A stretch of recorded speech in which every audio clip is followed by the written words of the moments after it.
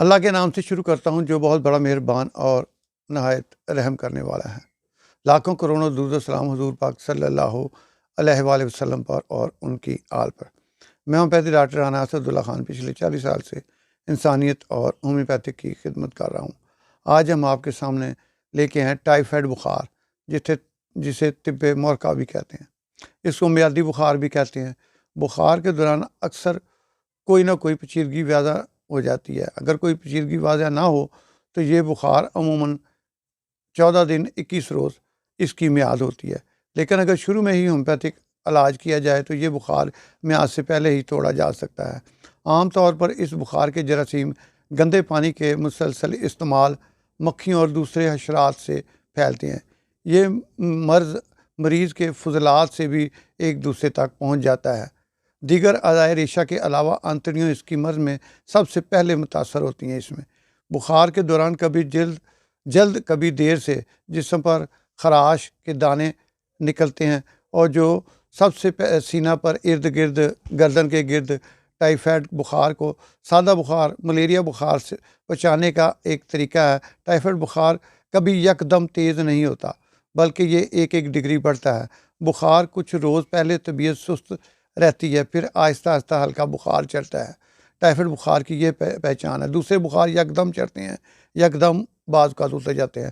صبح کو عام طور پر 100 بخار رہتا ہے، دوپہر کے بعد دن بہ دن تیز ہونا شروع ہو جاتا ہے، پھر 104 تک پہنچ جاتا ہے۔ عام طور پر انسانی جسم کی درجہ حرارت 98.5 فارنہائٹ ہوتی ہے، یا 37 سینٹی گریڈ نارمل ہوتا ہے۔ 104 کے بعد بخار میں اکثر پیچیدگیاں ہونے لگتی ہیں، آنتوں سے خون دست آنے لگتا ہے، سینہ اگر متاثر ہو تو نمونیا کی شکایت ہو جاتی ہے، دماغ پر اثر ہو تو ہیضیان پاگل پن تک ہو سکتا ہے۔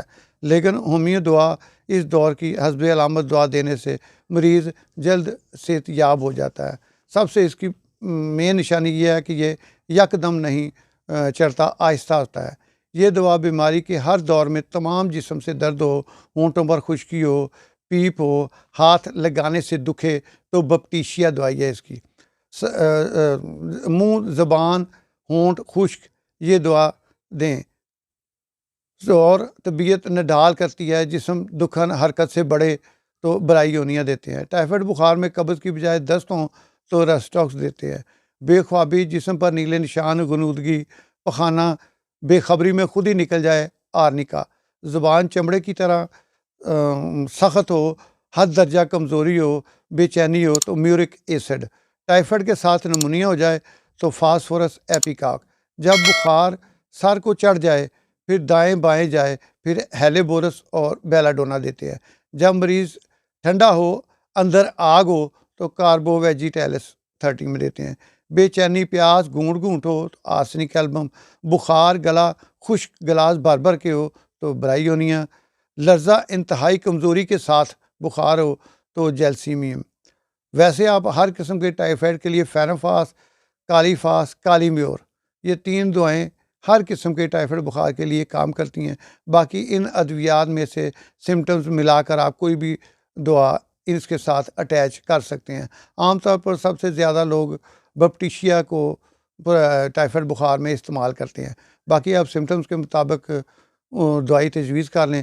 ایک میں نے آپ کو ہر قسم کے بخار کا سب سے فارمولہ دے دیا ہے۔ ٹائیفائڈ بخار فیرنفاس، کالیفاس، کالیمیور، یہ آپ دے دیں۔ اس کے ساتھ آپ بپٹیشیا دے دیں، باقی سمٹمز کے ساتھ آپ کوئی بھی دوائی لگا سکتے ہیں۔